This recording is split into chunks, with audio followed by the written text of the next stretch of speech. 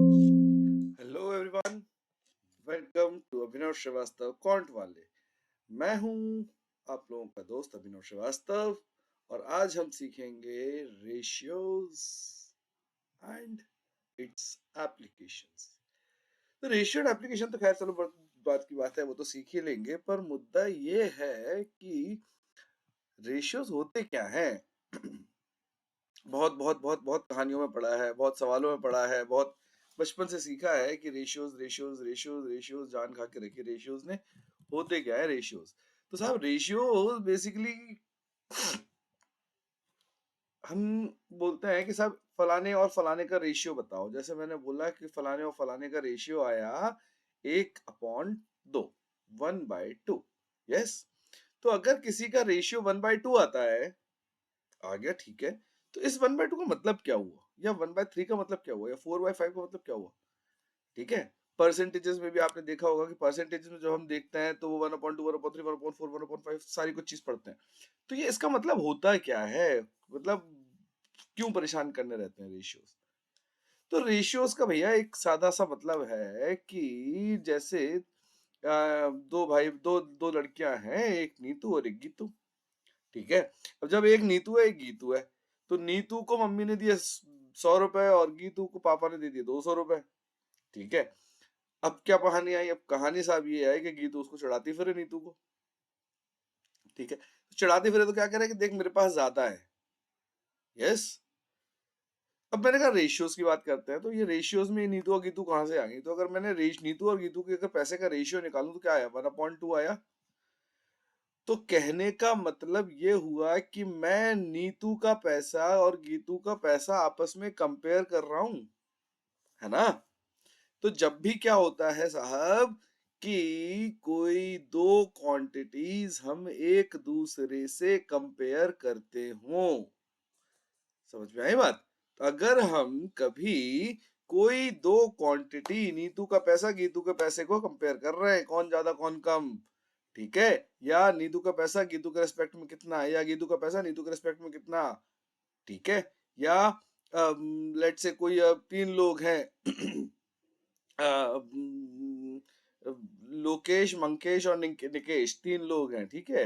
अब लोकेश, मंकेश और निकेश तीन लोग हैं, उनका पैसा है, एक के पास है 200 रुपए, एक के पास है 300 रुपए, एक के पास 400 रुपए। ठीक है, तो मैंने क्या किया साहब, रेशियो आया 2-3-4। 2-3-4 का मतलब क्या हुआ कि तीनों का पैसा एक दूसरे के रिस्पेक्ट में कितना है। तो मतलब हम क्या करते हैं, रेशियोज हुए कहां से, रेशियोज की उत्पत्ति कहां से हुई? रेशियोज की उत्पत्ति हुई साहब कि कभी भी कोई दो या दो से अधिक नंबर्स का कंपैरिजन जो बोलते हैं, हम उसको बोलते हैं रेशियोज। ठीक है, कोई दो या दो से ज्यादा नंबर्स के कंपैरिजन को हम बोलते हैं रेशियोज। तो कोई दो क्वांटिटी हुई, उनको कंपेयर कर रहे हैं हम, तो वो रेशियो हुए। ठीक बात है। तो ये होता है रेशियोज का कॉन्सेप्ट। रेशियोज में कई सारी चीजें होती हैं करने को, बहुत सारे इसके एप्लीकेशंस हैं, time and work, time speed distance, mixtures, allegations, partnerships, और भी कई सारी, मतलब जहां बोलो वहां पे हम रेशियोज का एप्लीकेशन देख सकते हैं, राइट? तो एप्लीकेशंस के नाम पे बहुत सारी चीजें आती हैं। आज हम पहला एप्लीकेशन इसका पढ़ेंगे, वो होता है हमारा कंबाइनिंग ऑफ रेशियोज। अब कंबाइनिंग ऑफ रेशियोज क्या हुआ? कंबाइनिंग ऑफ रेशियोज हुआ, हम ईतू गीतू नीतू की बात कर रहे थे, ईतू और गीतू। तो ईतू के पास है मान लो 100 रुपए, ठीक है, गीतू के पास है 200 रुपए, और नीतू के पास है 500 रुपए। ठीक है। अब मुद्दा समझने वाला ये है कि अगर मैं तीनों को कंपेयर करूं, तो ईतू और गीतू का कंपैरिजन, ईतू और गीतू का रेशियो क्या बनता है? ईतू और गीतू का रेशियो बनता है 1:2, और गीतू और नीतू का रेशियो बनता है 2:5। तो कंबाइनिंग ऑफ रेशियोज में हम क्या सीखते हैं? कंबाइनिंग ऑफ रेशियोज में हमारे पास दो या दो से अधिक तरह के रेशियोज गिवन होते हैं, और उन रेशियोज को हम कंबाइंड करके एक कॉमन रेशियो बनाते हैं।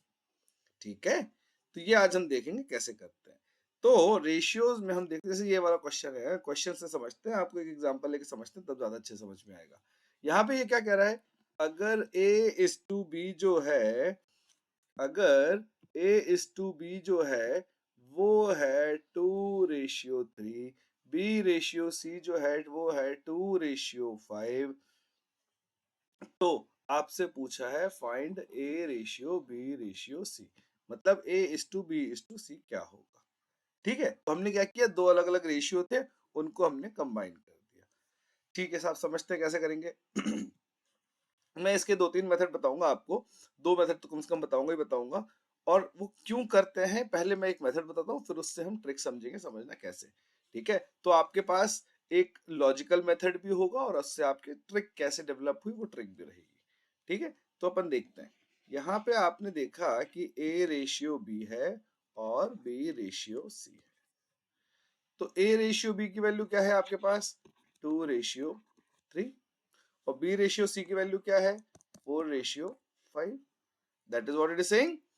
अब हम इसमें क्या करते हैं, जब हमें कंबाइन करना होता है, तो जैसे मैंने ईतू गीतू और नीतू का एग्जांपल लिया था, ईतू गीतू और नीतू, इसके पास 100 रुपए थे, इसके पास 200 रुपए थे, इसके पास 500 रुपए थे।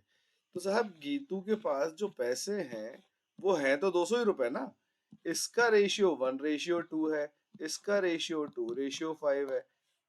या अगर मैं मानता हूं कि अगर इसके पास है मान लो 240 रुपए, तो इसका 200 और 240 का रेशियो क्या बनेगा, 5:6। ठीक है ना। तो मुद्दा यह है कि गीतू के पास कहने को तो 200 रुपए हैं, लेकिन वो 200 रुपए इसके साथ अलग रेशियो बनाते हैं, इसके साथ अलग रेशियो बनाते हैं, ईतू के साथ अलग रेशियो बनाते हैं, नीतू के साथ अलग रेशियो बनाते हैं, राइट। तो हम क्या करते हैं इस तरह के सवाल में कि ये जो दो अलग अलग वैल्यू दिख रही हैं आपको, ठीक है, ये जो आपके पास दो अलग अलग वैल्यूज दिख रही हैं, हम क्या करेंगे, उन्हें सेम बनाएंगे। तो सेम बनाने का तरीका क्या होता है, सेम बनाने का तरीका होता है एलसीएम लेने का। तो 4 और 3 का एलसीएम क्या होता है, 4 और 3 का एलसीएम होता है 12। तो अब हम इसको 3 को 12 बनाना है, तो 3 को 12 बनाने के लिए क्या करेंगे, इंटू 4। अब इंटू 4 आपने यहाँ किया है तो इंटू 4 यहाँ भी करना पड़ेगा, और 4 को 12 बनाना है तो क्या करेंगे, इंटू 3। तो 5 को भी इंटू 3 करना पड़ेगा।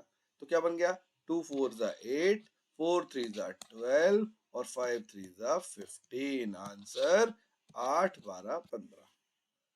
ठीक है, तो फिर से समझ लो, ये जिसके पास दो अलग अलग वैल्यूज हैं, हम उसको बीच में लिखते हैं, बीच में लिखने के बाद उसको कॉमन बनाते हैं, बराबर बनाते हैं, और बराबर बनाने के बाद उसको मल्टीप्लाई करते हैं तरीके से जिससे भी होता है। एक एग्जांपल में करके देखता हूं, जैसे एक और दो, ए रेशियो बी मैंने आपको बोला 2:5, और बी रेशियो सी बोला आपको मैंने 2:3। तो आपको बताना है कि A is to B is to C क्या होगा। तो यहाँ पे क्या है, 5:10 है, 5 और 2 है, 5 और 2, तो 5 और 2 का एलसीएम क्या होगा, 10। 10 बनाने के लिए क्या करेंगे, यहाँ पे इंटू 2, तो यहाँ भी इंटू 2, तो ये क्या बन गया 4 10, और यहाँ पे इंटू 5, तो यहाँ भी इंटू 5, तो 5 2 जा 10 और 5 3 जा 15। अब देखो ए और बी का रेशियो कितना बन गया, 2 2 जा 2 5 जा, और 2 और बी और सी का रेशियो बन गया कितना बन गया, 5 2 या 5 3 जा। तो मतलब रेशियो भी नहीं बिगड़ा हमारा और आंसर भी आ गया। ठीक है, तो मुद्दा कैसे है, मुद्दा साफ इतना है कि हम इसको निकालेंगे 4:10:15। ठीक है, तो that is how we work. Clear हुआ। तो ये तो हुआ एक मेथड। दूसरा मेथड क्या होता है, दूसरा मेथड होता है, दूसरा मेथड होता है जिसमें हम हमारे पास, इसको बोलते हैं पड़ोसी मेथड। पड़ोसी मेथड क्या बोलते हैं, ए रेशियो बी को हम लिखते हैं 2 और 3, और बी रेशियो सी को लिखते हैं 4 और 5। अब इसमें क्या करेंगे हम, अब याद करो हम एलसीएम ले रहे थे, तो एलसीएम में इस 4 का मल्टीप्लाई इधर कर रहे थे, याद है, ऊपर 4, यहाँ पे ऊपर 4 का मल्टीप्लाई तो यहाँ भी करेंगे। तो इतना करने की बजाय अगर 4 यहाँ पे लिख दूं मैं, और ये वाला जो 3 है यहाँ पे लिख दूं, मतलब ये जो राइट हैंड वाली वैल्यू है इसको इस तरफ सब जगह, और ये जो लेफ्ट हैंड वाली वैल्यू है, लेफ्ट हैंड वाली को लेफ्ट हैंड सब जगह, और अब आपस में मल्टीप्लाई कर दो। 4 2 जा 8, 3 4 जा 12 और 5 3 जा 15। तो ये हो जाती है इसकी शॉर्ट ट्रिक। शॉर्ट ट्रिक में हम क्या करेंगे, फिर से समझ लो। ये देखो 2 और 3 है, 3 राइट हैंड साइड पे है, यहाँ पे खाली स्थान है, ब्लैंक स्पेस है, तो इस 3 को यहाँ पे लिख देंगे।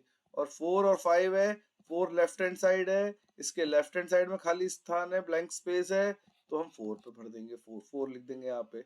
और अब क्या करेंगे, आपस में मल्टीप्लाई। 4 2 जा 8, 3 4 जा 12, 5 5 जा 15। ठीक है, that is how we work. फिर से देखते हैं एक और क्वेश्चन, दोनों मेथड से, पहले एलसीएम वाले से भी और शॉर्ट ट्रिक से भी, या चलो शॉर्ट ट्रिक से ही देखते हैं अपन सीधे। देखो a is to b, क्या बोल रहा है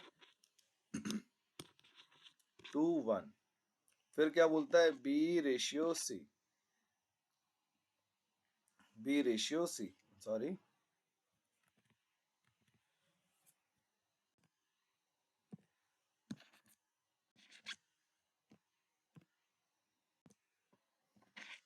b रेशियो c बोल रहा है 3 रेशियो 2, और c रेशियो d बोल रहा है 3 रेशियो 4, और d रेशियो e बोल रहा है 5 रेशियो 2।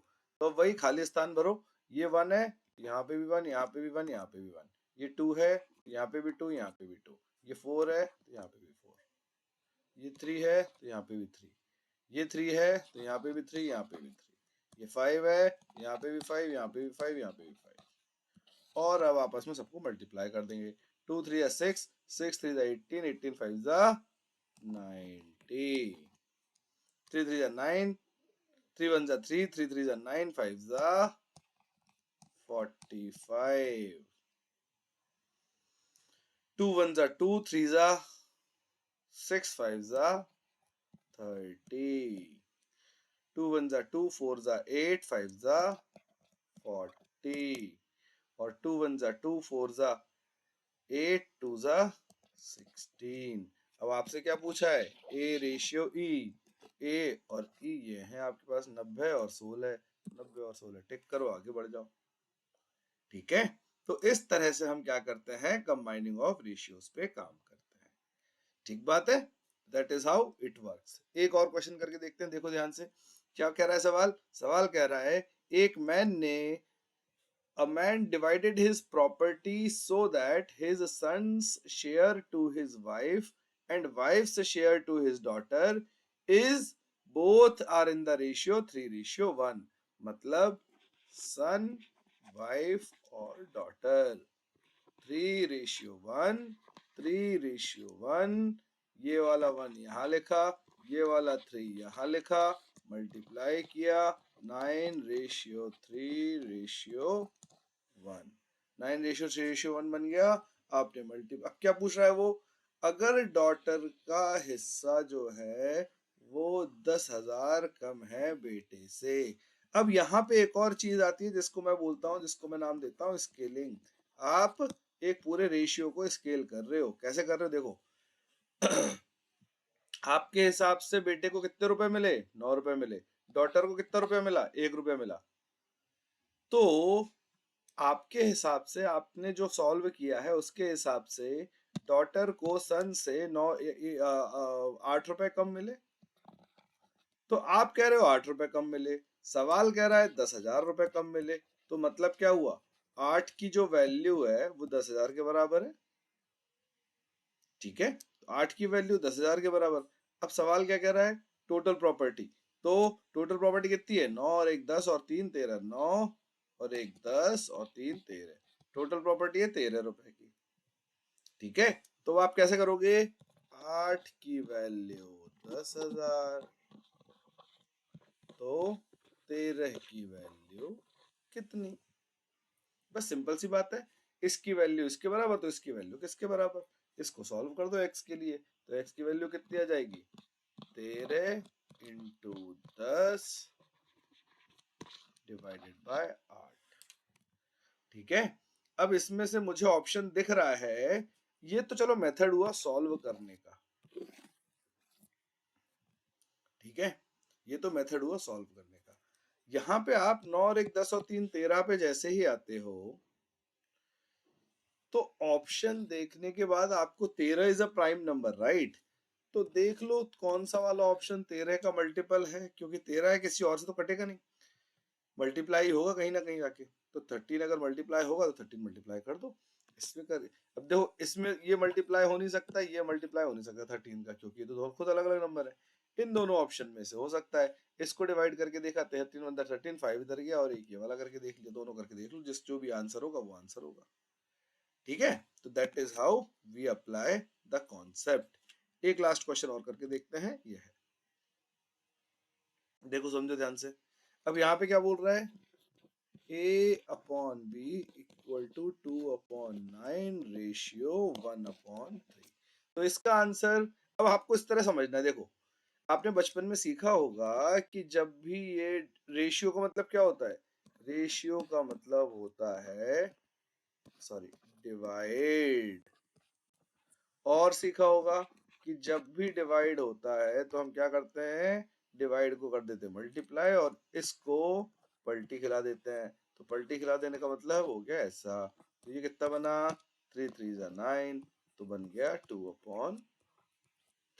तो रेशियो क्या बना आपका, a upon b equal to 2/3। ये मैंने इसके हिंट दे दी। इसको अब आप फिर से सॉल्व करोगे, 7 से ये कैंसिल हो जाएगा, 2 टाइम्स ये ऊपर मल्टीप्लाई हो जाएगा, तो ये आ जाएगा b रेशियो c हो जाएगा 4/5।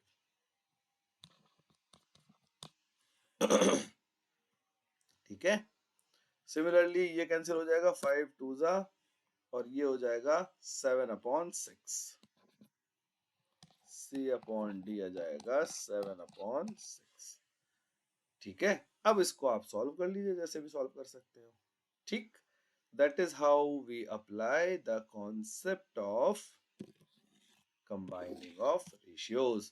तो ये कहानी होती है कंबाइनिंग ऑफ रेशियोज की। अब इसके ऊपर आप प्रैक्टिस करिए, कई सारे सवाल करिए, और आगे के वीडियोस के लिए कीप वॉचिंग अभिनव श्रीवास्तव क्वांट वाले। Thank you.